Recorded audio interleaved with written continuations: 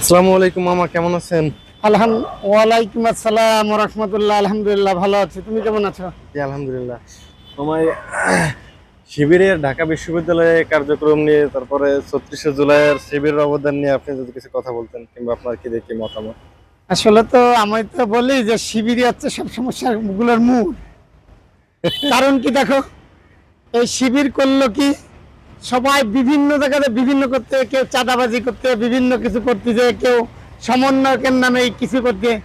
আর শিবির ওই মুহূর্তে করলো কি, তাদের সাইমুমের নামে একটা করলো ৩৬শে জুলাই, যে অল বাংলাদেশটাকে কাঁপাই তুললো। আবার তারপরে পরে করলো কি, বিভিন্নতা নিয়ে কেউ যাচ্ছে বিভিন্ন জায়গায় ঘুরতে, ট্যুরে যাচ্ছে, কেউ হানিমুনে যাচ্ছে। কিন্তু শিবির সেই সময় দেখো এটা করলো কি, ঢাকা বিশ্ববিদ্যালয় করলো কি, এই ৩৬শে জুলাই, অর্থাৎ ১লা জুলাই থেকে লাস্ট পর্যন্ত কি কি ঘটনাগুলো হয়েছে, এই ঘটনা নিয়ে টিএসসিতে একটা প্রোগ্রাম করলো।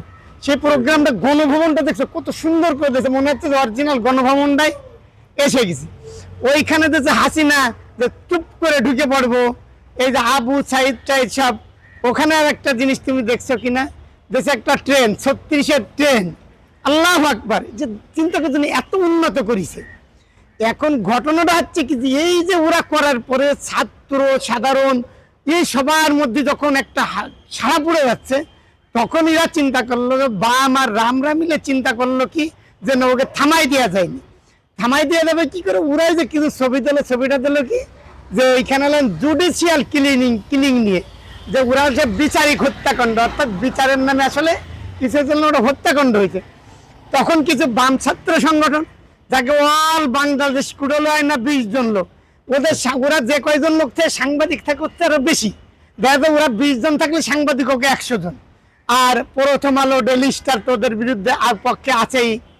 তখন চিন্তা করলো এইটা নিয়ে কিছু একটা করে আমরা এই দেই, কিছু একটা জ্ঞানজাম টানজাম পাকাইতে পারি কিনা। পাকাইতে পারলে এইটা আমরা বিশেষ করে দাবি নির্বাচনটা, দাবি যে সংসদ নির্বাচন, এইটা কিছু করা যায়।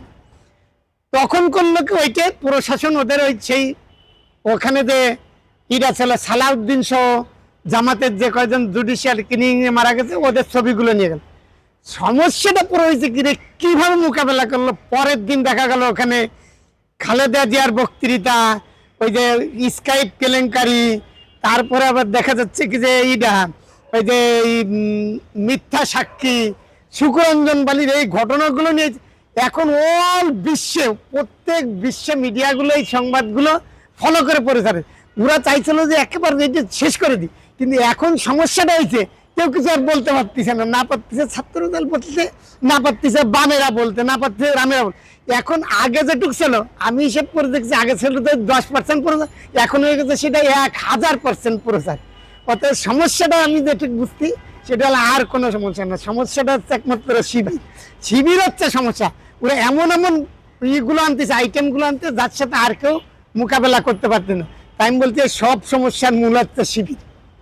শিবিরের বর্তমান কার্যক্রম কর্মসূচিগুলো অনেক সুন্দরভাবে ফুটিয়ে তুলেছে, এবং ৩৬শে জুলাইয়ের যে চিত্রগুলো অনেক সুন্দরভাবে ফুটিয়ে তুলেছে, যেটা অন্য কোনো সংগঠন কিংবা কেরোর ভিতরে এটা, মানে এই সুন্দর সুন্দর চিন্তা ভাবনাটা আসে নাই।